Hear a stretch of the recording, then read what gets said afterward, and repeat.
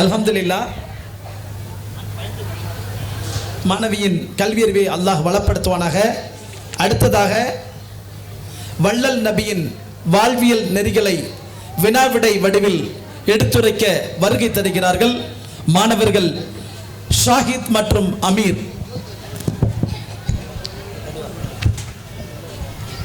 அஸ்ஸலாமு அலைக்கும் வரஹ்மத்துல்லாஹி வபரகாத்துஹு. எங்களுக்கு மதரசாவில் பேசுவதற்காக கொடுக்கப்பட்டுள்ள தலைப்பு தொழுகை பற்றி கேள்வி பதில். முஸ்லிம்கள் அவசியம் தொழுகை நிறைவேற்ற வேண்டுமா?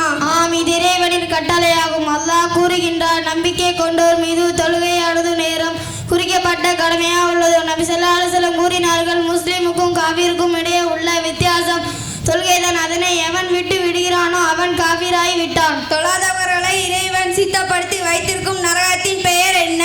சகர் என்ற நரகம். முஸ்லிம்கள் நாளொன்றுக்கு எத்தனை முறை தொழுகை நிறைவேற்ற வேண்டும்? முஸ்லிம்களுக்கு நாளொன்றுக்கு 5 நேர தொழுகைகள் கடமையாகப்பட்டுள்ளது. 5 நேர தொழுகைகளின் பெயர்களை கூறுக. ஃபஜர், லுகர், அசர், மக்ரிப் மற்றும் இஷா. ஃபஜர் தொழுகை நேரம் எது? அதிகாலையில் உதயமாவதிலிருந்து சூரியன் உதயமாகும் வரைக்கும் ஆகும். லுகர் தொழுகை நேரம் எது? சூரியன் உச்சி சாதுவங்களிலிருந்து ஒரு பொருளின் நிழல் அதன் உயரத்தின் அளவிற்கு வரும் வரைக்கும் ஆகும். அசர் தொழுகை நேரம் எது? ஒரு பொருளின் நிழல் அதன் உயரத்தின் அளவை அடைந்தவுடன் ஆரம்பமாகி சூரியன் மறை தோங்கும் முன்பு நீடிக்கின்றது. மக்ரிப் தொழுகை நேரம் எது? சூரியன் மறைந்ததிலிருந்து செம்மேகம் மறையும் வரைக்கும் ஆகும். செம்மேகம் என்பது சூரியன் மறைந்த பிறகு தோன்றுவதாகும். இஷா தொழுகை நேரம் எது? செம்மேகம் மறைந்ததிலிருந்து இரவின் பகுதி வரைக்கும் ஆகும். தொழுகிறதற்கு தடை செய்யப்பட்ட நேரங்கள் யாவை? சூரியன் அடிவானில் உதயமாவிலிருந்து அது முழுமையாக உதயமாகும் வரை உள்ள நேரம். சூரியன் நடு உச்சியில் இருக்கும் போது. சூரியன் அடிவானில் மறை ஆரம்பமாவதிலிருந்து அது முழுமையாக மறையும் வரை உள்ள நேரம். மேற்கொண்டு 3 நேரங்களை தவிர மற்ற நேரங்களில் ஒருவர் தன்னுடைய இறைவனுக்காக சஜ்தா செய்வதற்கு எந்த தடையும் இல்லை. அஸ்ஸலாமு அலைக்கும் வரஹ்மத்துல்லாஹி வபரகாத்துஹு. அல்ஹம்துலில்லாஹ். தொழுகையின் முக்கிய அம்சங்களை மிக குறுகிய காலத்தில் இங்கே எடுத்துரைத்த மாணவர்களின் கல்வியறிவை அல்லாஹ் வளப்படுத்துவானாக. அடுத்ததாக சிறிய ஹதீத் ஒன்றை சீரிய சொற்களால் புகழ்மணம் பரப்ப எடுத்துரைக்க வருகை தருகிறார் மாணவி முஹம்மது ஃபாத்திமா. அஸ்ஸலாமு அலைக்கும். நபி ஸல்லல்லாஹு அலைஹி வஸல்லம் அவர்கள் கூறினார்கள், அத்துஷத்துல் ஈமான் இந்த சுத்தம் ஈமானின் ஒரு பகுதியாகும். அஸ்ஸலாமு அலைக்கும். அல்ஹம்துலில்லாஹ். கொஞ்சம் மழலை குரலில் இங்கே தனது கருத்தை எடுத்துரைத்த மாணவியின் கல்வியறிவை அல்லாஹ் வளப்படுத்துவானாக.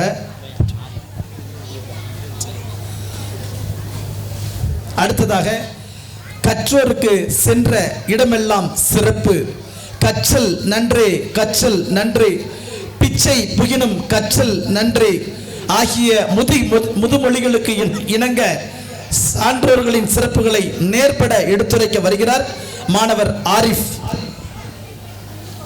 அஸ்ஸலாமு அலைக்கும் வரஹ்மத்துல்லாஹி வபரகாத்துஹு. எல்லா புகழும் அல்லாஹ்வுக்கே உரியதாகட்டுமாக. அவனுடைய சாந்தியும் சமாதானமும் நபிகள் நாயகம் ஸல்லல்லாஹு அலைஹி வஸல்லம் அவர்கள் மீதும் அவர்களின் குடும்பத்தார்கள் மீதும் சத்திய சகாபாக்கள் மீதும் நம் முன்னால் வாழ்ந்த நல்லவர்கள் மீதும் உரியதாகட்டுமாக. எனக்கு இந்த விழாவில் கொடுக்கப்பட்டுள்ள தலைப்பு கல்வியாளர்களோடு நாம் இருந்தால் மறுமையில் நம் வாழ்வு. மதிப்பிற்குரிய பெரியோர்களே, சகோதரர்களே, கல்வியும் கல்வியாளர்களும் ஒரு சமூகத்தின் கண் போன்றவர்கள் ஆவர். இம்மையிலும் மறுமையிலும் ஒரு மனிதன் வெற்றி பெற வேண்டுமெனில் அவன் அறிஞர்களோடும் சான்றோர்களோடும் நெருங்கி தொடர்பில் இருப்பது அவசியமாகும். அதிலே முதலாவது அறிஞர்களின் அந்தஸ்து.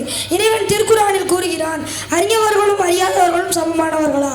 மறுமையில் கல்வியாளர்களுக்கு தனித்துவமான கண்ணியம் வழங்கப்படுகிறது.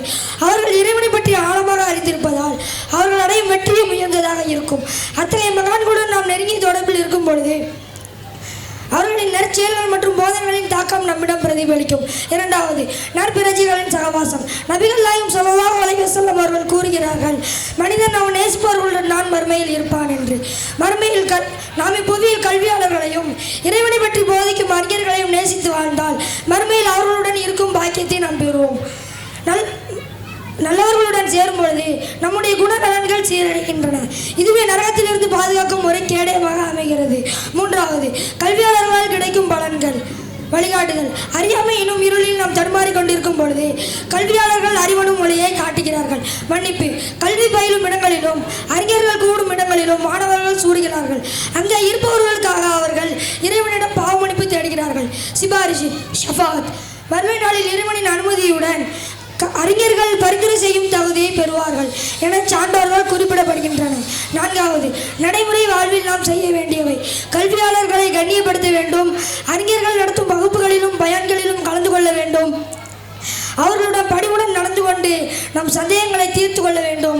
ஆகவே கல்வியாளர்களோடு வைத்திருக்கும் தொடர்பு வெறும் உலகியல் ரீதியானது மட்டுமல்ல, அது மறுமை வாழ்வை செதுக்கும் ஒரு உன்னதமான உறவு. எனவே கல்வியாளர்களை பின்பற்றுவோம். அவர்கள் காட்டித்தந்த வழியில் நடந்து மறுமையில் வெற்றியாளர்களுடன் நிற்கும் பாக்கியத்தை நாம் பெறுவோம். வல்ல அல்லாஹ் நம் அனைவருக்கும் பயனுள்ள கல்வியையும் சான்றோர்களின் நேசத்தையும் வழங்குவானாக. ஆமீன் என்று கூறி என் உரையை முடித்துக் கொள்கிறேன். வாயிறு தவான் அல்ஹம்துலில்லாஹி ரப்பில் ஆலமீன். அஸ்ஸலாமு அலைக்கும் வரஹ்மத்துல்லாஹி வபரகாத்துஹு. அல்ஹம்துலில்லாஹ். கல்வியின் மேன்மையை மிக அழகாக எடுத்துரைத்த மாணவரின் கல்வியறிவை அல்லாஹ் வளப்படுத்துவானாக. அடுத்ததாக என் சஹாபாக்கள் வெண்ணில் மின்னுகின்ற நட்சத்திரங்கள் என்று கூறிய அண்ணல் நபி ஸல்லல்லாஹு அலைஹி வஸல்லம் அவர்களின் கூற்றுக்கு இணங்க இங்கே சஹாபாக்கள் பற்றி பேச வருகிறார்கள். மாணவி ரோஷன் சஃபீகா மற்றும் மாணவி சாபிரா. அஸ்ஸலாமு அலைக்கும் வரஹ்மத்துல்லாஹி வபரகாத்துஹு. எங்களுக்கு இந்த விழாவில் பேசுவதற்காக கொடுக்கப்பட்டுள்ள தலைப்பு சஹாபாக்களை பற்றி கேள்வி பதில். அஸ்ஸலாமு அலைக்கும் வரஹ்மத்துல்லாஹி வபரகாத்துஹு. வலைக்கும் அஸ்ஸலாம் வரஹ்மத்துல்லாஹி வபரகாத்துஹு. சஹாபாக்கள் என்றால் யார்? நபியை சந்தித்து ஈமான் கொண்டு முஸ்லிமாக மரணித்த ஒவ்வொருவரும் சஹாபாக்கள் ஆவார்கள். சஹாபாக்களின் படித்தரங்கள் உண்டா? நிறைய படித்தரங்கள் இருக்கின்றன. சஹாபாக்களின் முதல் அந்தஸ்தை உடையவர்கள் யார்? மக்கால் இஸ்லாமை கொண்டு முந்திய கூட்டத்தார்கள் 4 கலிஃபாக்களை போல. சஹாபாக்களின் இரண்டாம் அந்தஸ்தை உடையவர்கள் யார்? தாரணத்தாய் மக்காவாசிகள் ஆலோசிப்பதற்கு முன்னால் ஹிஜ்ரத் செய்தவர்கள். சஹாபாக்களின் மூன்றாம் அந்தஸ்தை உடையவர்கள் யார்? அபினிசேருக்கு ஹிஜ்ரத் செய்தவர்கள். சஹாபாக்களின் 4ஆம் அந்தஸ்தை உடையவர்கள் யார்? முதல் அக்கபா தோழர்கள். சஹாபாக்களின் 5ஆம் அந்தஸ்தை உடையவர்கள் யார்? 2ஆம் அக்கபா தோழர்கள். இவர்களின் எல்லோருமே அன்சாரிகள். சஹாபாக்களின் 6ஆவது அந்தஸ்தை உடையவர்கள் யார்? முஹாஜிர்கள் முதலாமவர்கள். அதாவது நபி ஸல்லல்லாஹு அலைஹி வஸல்லம் அவர்கள் மதீனாவில் நுழைவதற்கு முன்னால் மஸ்ஜித் அல் குபாவில் நபியோடு தொழுதவர்கள். சஹாபாக்களில் 7ஆவது அந்தஸ்தை உடையவர்கள் யார்? பத்ர் சஹாபாக்கள். சஹாபாக்களில் 8ஆவது அந்தஸ்தை உடையவர்கள் யார்? பத்ருக்கும் ஹுதைபியாவிற்கும் மத்தியில் ஹிஜ்ரத் செய்தவர்கள். சஹாபாக்களில் 9ஆவது அந்தஸ்தை உடையவர்கள் யார்? ஹுதைபியாவில் பைஅத்துர் ரில்வான் உடன்படிக்கை செய்தவர்கள். சஹாபாக்களில் 10ஆவது அந்தஸ்தை உடையவர்கள் யார்? மக்கா வெற்றிக்கும் ஹுதைபியாவிற்கும் மத்தியில் உடன்படிக்கை செய்தவர்கள். அதாவது ஹாரித் இப்னு வலீத், அம்ர் இப்னு அல்-ஆஸ் ரலியல்லாஹு அன்ஹு ஆகியோரை போல. சஹாபாக்களில் 11ஆவது அந்தஸ்தை உடையவர்கள் யார்? மக்கா வெற்றியில் இஸ்லாமை ஏற்றுக்கொண்டவர்கள். சஹாபாக்களில் 12ஆவது அந்தஸ்தை உடையவர்கள் யார்? மக்கா வெற்றி மற்றும் ஹஜ்ஜத்துல் விதாவில் நபியை பார்த்த குழந்தைகள் மற்றும் சிறுவர்கள். அல்லாஹ் குர்ஆனில் சஹாபாக்களை எத்தனை வகையினர்களாக கூறுகின்றான்? 2 வகையினர்களாக கூறுகின்றார். முஹாஜிர்கள், அன்சாரிகள். முஹாஜிர்கள் என்றால் என்ன? மக்கா விட்டு மதீனா நாடு துறந்தவர்கள். அன்சாரிகள் என்றால் யார்? ஹிஜ்ரத் செய்து வந்தவர்களுக்கு உணவு, உடை, ஒரே இடம் என்று பெரிய அளவில் உதவி செய்த மதீனா வாசிகள். சஹாபாக்கள் நபியுடன் எப்படி இருந்தார்கள்? சஹாபாக்கள் நபியுடைய மகிழ்ச்சியிலும் சிரமத்திலும் தலைமை கொண்டவர்களாக ஆக்கியிருந்தார்கள். அஸ்ஸலாமு அலைக்கும் வரஹ்மத்துல்லாஹி வபரகாத்துஹு. அல்ஹம்துலில்லாஹ். சஹாபாக்களின் படித்தரங்களை படிப்படியாக நமக்கு படித்து தந்த மாணவிகளின் கல்வியறிவை அல்லாஹ் வளப்படுத்துவானாக.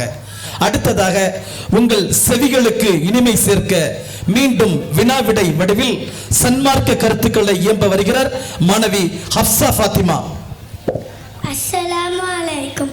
அல் குர்ஆன் ஓதுவோம்.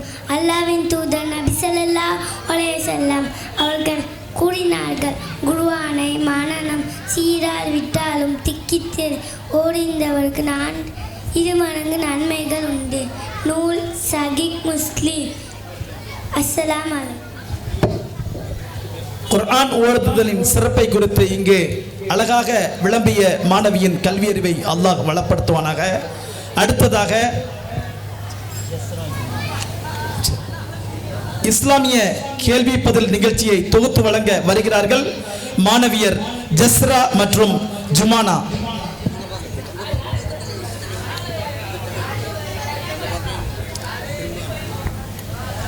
அஸ்ஸலாமு அலைக்கும் வரஹ்மத்துல்லாஹி வபரகாத்துஹு. எங்களுக்கு இந்த விழாவில் பேசுவதற்காக கொடுக்கப்பட்டுள்ள தலைப்பு நபி ஸல்லல்லாஹு அலைஹி வஸல்லம் அவர்களின் வரலாறு.